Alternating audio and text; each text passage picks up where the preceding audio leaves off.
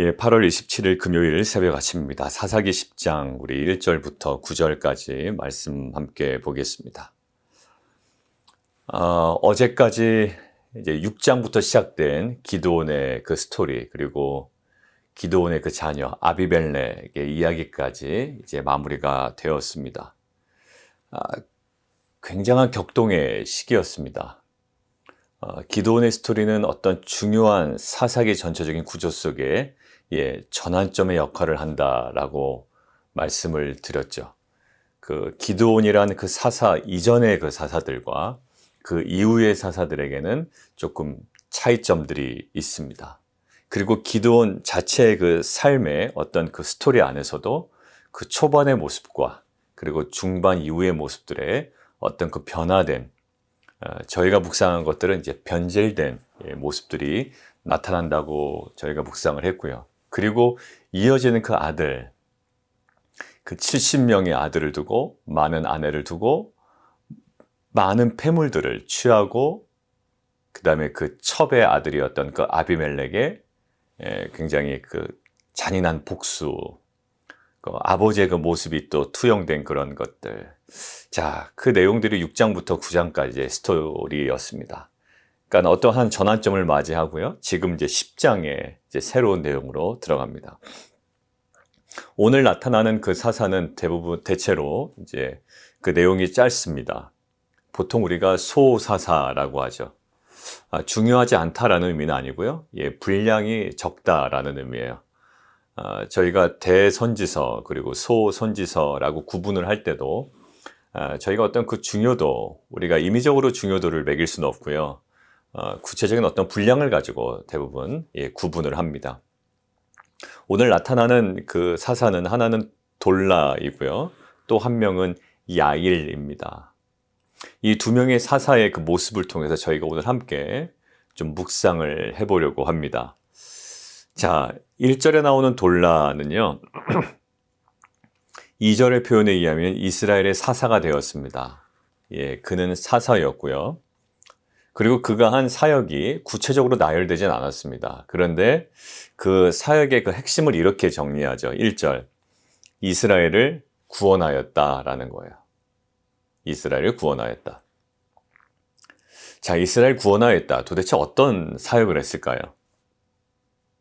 이 구원하였다라는, 이스라엘 구원하였다라는 표현은 그 사사기에 여러 번 등장합니다. 온니엘에게도 표현되는 문장이고요. 그 다음에 삼갈에게도 이 표현이 사용되었고, 기드온에게도 심지어 사용되었습니다.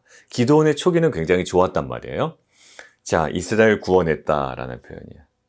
근데 보통 이 사사기의 배경에서는요, 이 사사가 등장할 때 어떤 상황에서 등장을 합니까? 어떤 배경에서 등장하죠? 항상 외부의 적과 벌이는 그 전쟁이라는 배경을 가지고 이 사사는 등장합니다. 그러니까 우리가 야구 경기를 보게 되면 마지막 그 마무리 투수가 있어요.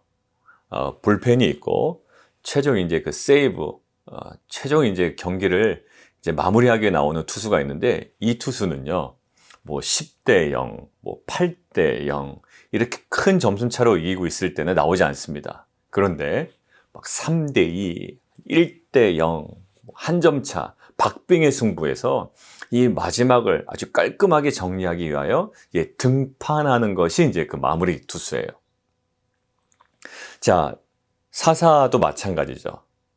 사사도 어렵고 압제당하고, 물론 그들의 그 악행 때문이었지만, 그때 하나님께 부르짖으면 그 외부의 적들과 벌이는 그 전쟁이라는 배경으로 이 사사가 등장 혹은 등판하게 되는 거예요. 자, 그럼에도 불구하고 우리가 드보라 보셨죠? 근데 드보라는 그 상황에 등장했지만 자기가 직접 전쟁을 벌이진 않습니다. 사람을 보내죠. 그리고 나중에 야엘인가요? 그 여인을 통해서 이제 그 적군의 그 장수가 죽게 되는 이제 이런 일이 벌어지게 되죠. 자, 그런데 지금 마침 이 돌라라는 사사가 등장하는 그 시기가 나타나는데, 1절 보면 아비멜렉이 뒤를 이었다. 우리가 아비멜렉 하면 굉장히 혼돈하는 시기입니다. 혼란의 상황이고요. 세겜 사람들을 막 그 동원해서 자기가 스스로 왕이 되고, 또 가알이라는 사람이 와서 이것들을 또 마음을 훔쳐가니 또 잔인하게 복수를 하고, 그 모습들을 보면 그 기드온의 어떤 그런 모습들이 보이게 되고 굉장히 혼란한 상황이었거든요. 근데 그 혼란한 상황 가운데 누가? 돌라가 일어나서 이스라엘 구원하였다라는 것은 어떤 외부와의 전쟁 속에서 이스라엘 구원하는과 동시에 어떤 이미지가 여전히 살아있냐면, 그 아비멜렉의 혼란의 시기 속에 이 돌라를 통하여 어떻게 됐다? 사회가 안정되었다. 그리고 질서가 잡혀갔다라는 어떤 이미지가 있단 말이에요. 자, 결국 혼란한 상황이었습니다. 혼돈의 상황이었어요. 마치 드보라 때 대로가 비었고 행인들은 막 소로로 다니고 어려웠지만, 드보라가 등장한 이후에 또 그 혼돈에서 그 질서가 잡혀간 것처럼 이 돌라라는 이 사사가 역할을 혼돈의 어떤 상황 가운데 그 하나님께서 주신 어떤 그 권위를 가지고 질서를 잡아간 모습입니다. 마치 창세기의 그 에덴 동산의 천지 창조와 같죠. 창세기 그 천지 창조, 흑암과 어둠과 또 혼돈의 상황 가운데 하나님께서 말씀하심으로 빛이 있으라 하심에 빛이 있었고, 어둠과 빛이 깔끔하게 나누어집니다. 그 다음에 둘째 날은 공간이 생기고요. 셋째 날은 묻이 드러나죠. 물이 한쪽으로 딱 질서 있게 모이니. 그래서 첫째 날부터 셋째 날까지가 혼돈에서 질서를 잡아가시고, 그러나 질서는 잡아갔지만 공허한 그곳에 하나님께서 넷째 날, 다섯째 날, 여섯째 날 채우셔서 일하신단 말이에요. 그러니까 그런 어떤 하나님의 그 창조의 역사에서도 그러한 질서가 있죠. 그리고 그 질서 이후에 또 하나님께서 또 채우시는 그 순서가 있단 말이에요.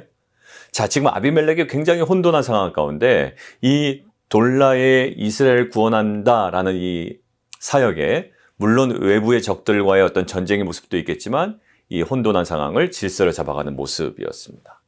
자, 그런데 이제 그 다음에 이어서 일어난 사사가 야일이거든요.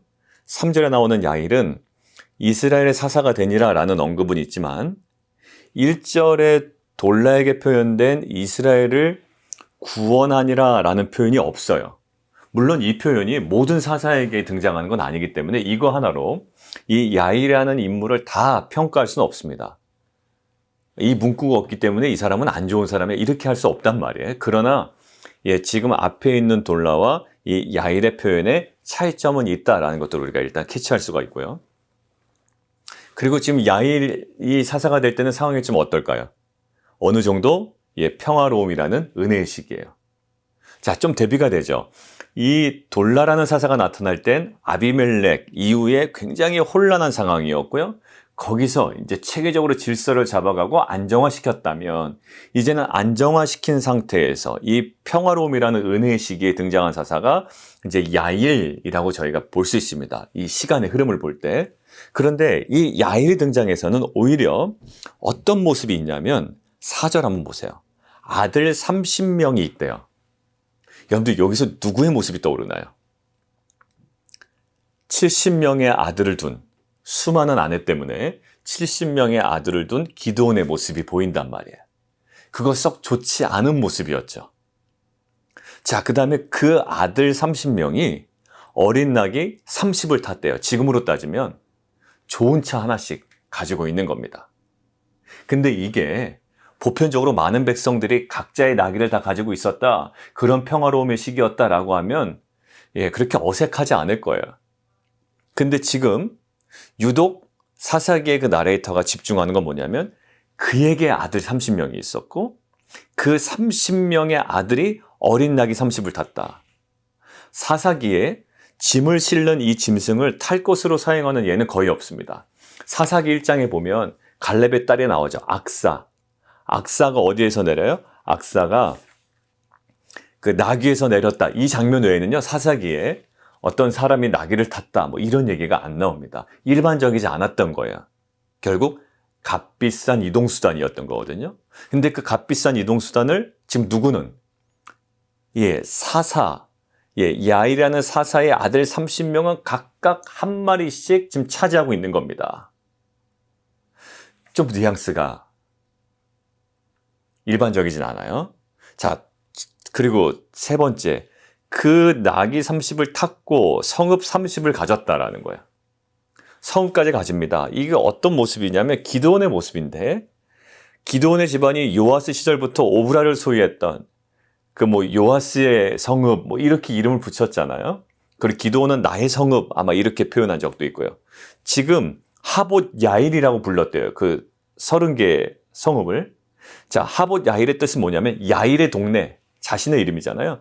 야일의 동네라는 겁니다. 그것들을 소유하고 차지하고 어떤 그 특권이 있고 권력이 집중된 모습이란 말이에요. 그러니까 결국 이 야일에게 보이는 모습은요, 오히려 그 돌라이 시대처럼 그 아비멜렉의 뒤를 이어서 그 혼란의 상황은 아닙니다. 어느 정도 안정화가 되어 있는데 이 평화로움이라는 은혜의 시기에 이 야일이라는 사사 그 집안은 어떤 모습이에요? 마치 기드온의 그 후반부 모습하고 비슷하단 말이에요. 유력한 집안이 권력을 가지고 그것을 세습하는 문제가 여전히 지금 대두되고 있어요. 누구에 의해서? 사사라는 지도자의 그 집안과 그 아들의 모습을 통해서요. 오늘 이 대조되는, 어떻게 보면 이 대조되는 이 모습을 통해서 저희가 좀 묵상하기를 원하는데요.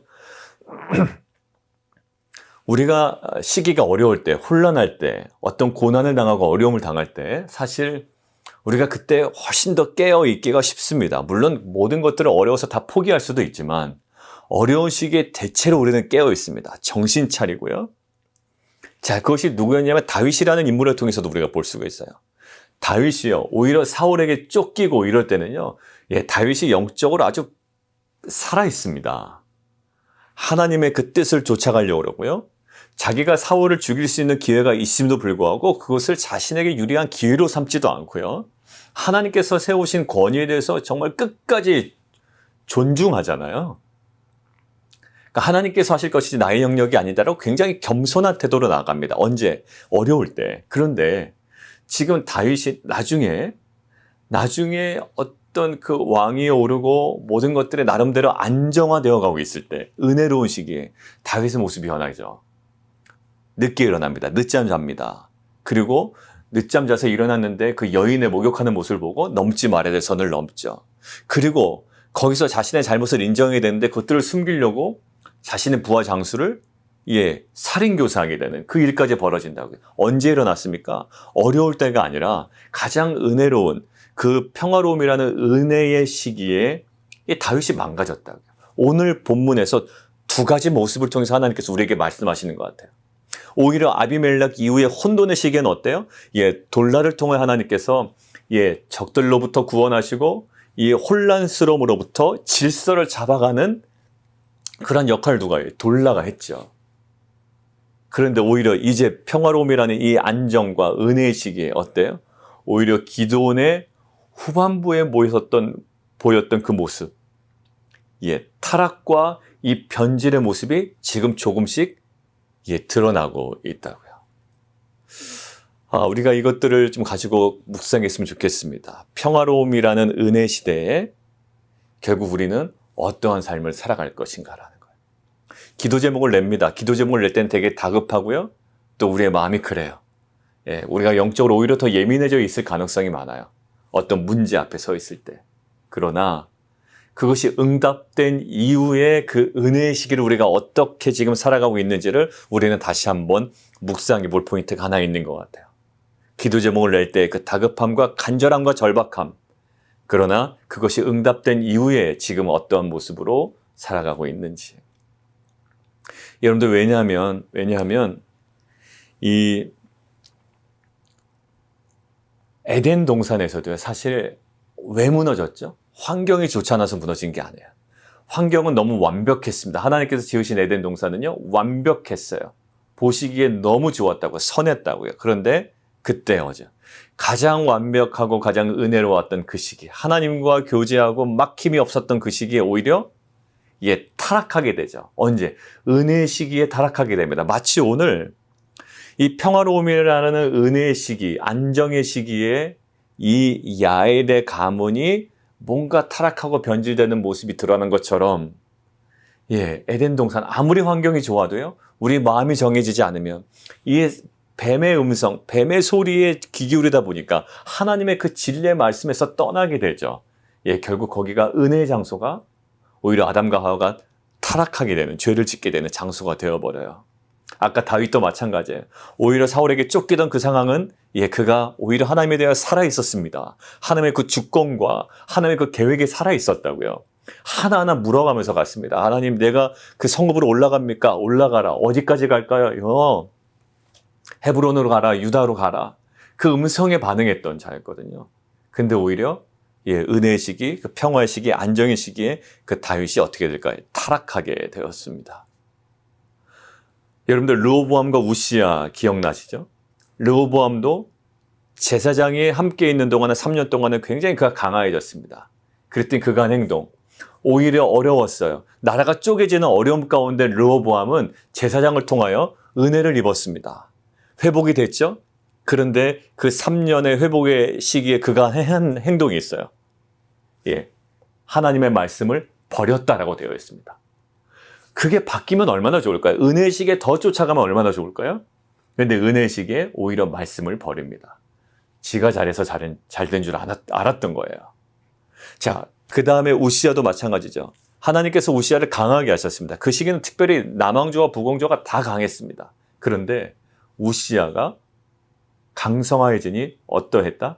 그가 교만하여졌다. 결국요, 우시야가 무너진 시기는 언제였습니까? 강했던, 은혜로웠던, 평화로웠던 모든 것들을 장악하고 있었던 그 시기예요. 사랑하는 성도들, 우리가 이 평화로움이라는 은혜의 시기를 어떻게 살아가 나가야 할 것인가, 오늘 묵상했으면 좋겠습니다. 각자에게는 여러 가지 평화로움의 시기가 있을 거예요. 기도 응답 이후의 평화로움 시기일 수도 있고요. 어떤 그 사업과 직장과 정말 간절했지만 이 모든 것들이 어떤 안정화된 시기일 수도 있습니다. 그것이 어떠한 상황이든지 간에 그 시기에 우리가 어떠한 삶을 살아야 될 것인지 하나님께서 우리에게 도전하시고 말씀하시는 것 같아요. 무엇일까요? 지금 야일처럼 우리가 그 은혜의 시기를 방탕으로, 교만으로 채우는 자가 아니라 어떻게 보면 돌라의 모습에서 엿볼 수 있는 것처럼 오히려 어려웠지만 굉장히 혼란스러웠고 또 혼돈한 상황 가운데 정확하게 질서를 잡아갔던 그 돌라의 모습이 우리 가운데 다시금 회복되어야 될 줄 믿습니다. 그것이 평화로움이라는 은혜의 시기조차도 우리가 하나님께서 우리에게 원하시고 우리에게 분명하게 보여주시는 그 정말 철저한 영적 질서를 계속 견지해 나갈 수 있는 공동체가 되기를 원합니다. 그래서 우리가 그 유다서에 보는 것처럼 하나님의 은혜를 도리어 무엇으로 바꿨다?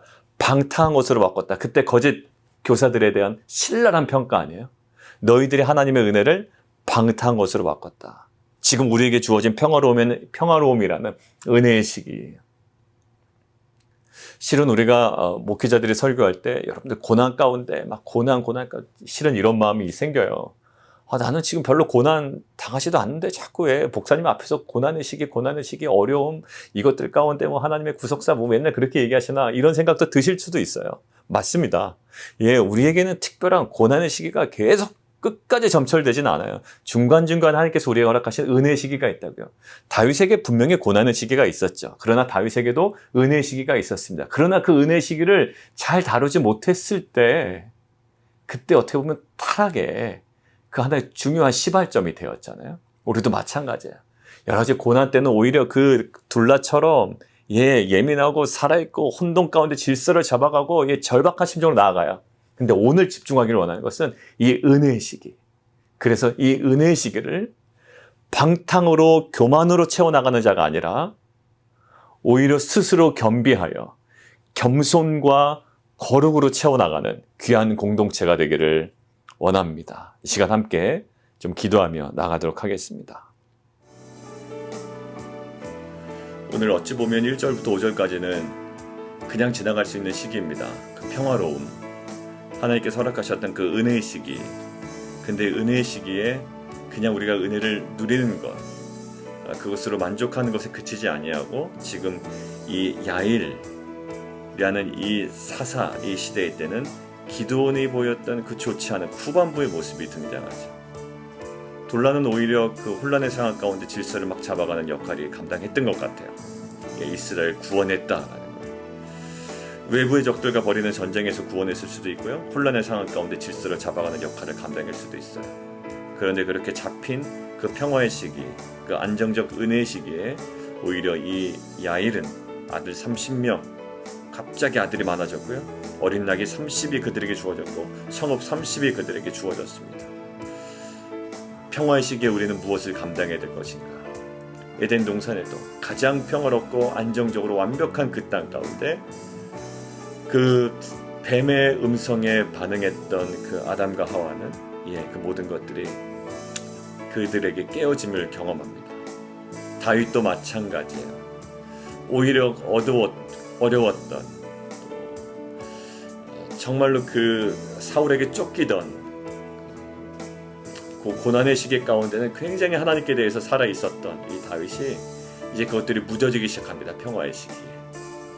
로브엄도 마찬가지고요, 그 다음에 우시아도 마찬가지.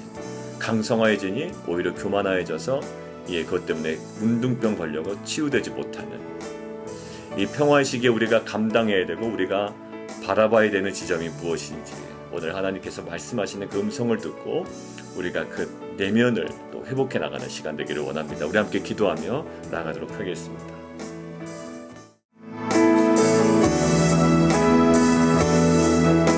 우리 함께 좀 기도하기를 원합니다. 오늘 오전에 히미나임 사역이 있습니다. 우리 그 예배를 통해 하나님, 거룩한 하나님의 임재와 그 능력과 하나님 그 복음의 그 영광을 경험케 하여 주옵소서. 그 예배를 통해 하나님 정말 그 내면에 하나님 그 모든 문제와 그 삶의 그 엉킨 부분이 정말 하나님의 그 질서 속에 다시 한번 회복되어지는 귀한 시간 되게 도와주옵소서. 성령 하나님 그곳에 임재하시고 하나님 그 찬양을 인도하며 또 함께 예배 가운데 나아가는 우리 모든 여성들에게 하나님 정말 그 하늘의 그 영광을 부어 주시옵소서.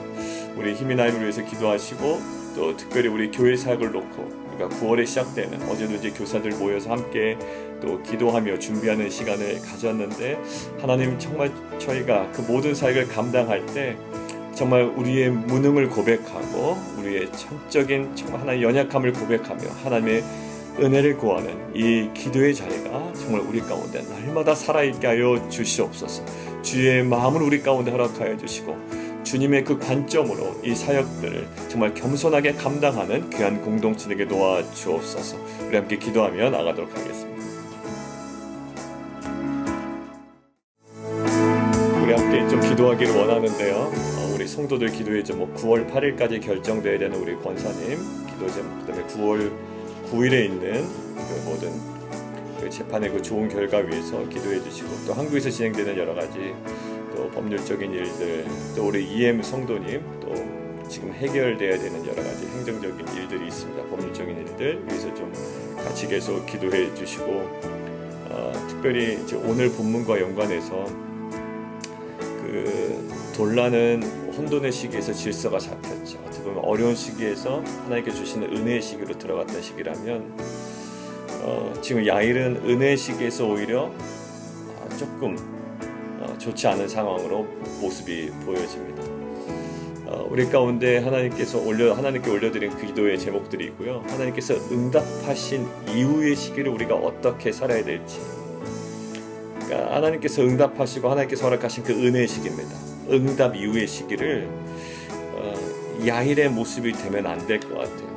그러니까 이것들을 하나로 우리가 딱 단정 지을 수 없지만 뭔가 보이는 그 야일의 기드온에게 보였던 그 모습들, 우리가 기도 응답 이후에 기도 제목을 낼 때 그런 어떤 그 다급함과 간절함 이후에, 응답 이후에 주어지는 그 상황 가운데 우리가 그 야일의 모습 우리 가운데 드러나지 아니하도록 더 하나님 그 절박한 심정으로 주 앞에 나아가는 거룩한 공동체가 될 수 있도록, 그런 어떤 성도와 또 기도 제목 응답 이후에 우리에게 주어지는 그 시기를 우리가 정말로 깨어서 그 시기를 우리가 정말 은혜에 걸맞는 거룩으로 채워나가는 공동체가 될 수 있도록 우리 함께 기도하며 우리 함께 나아가도록 하겠습니다. 함께 기도하겠습니다.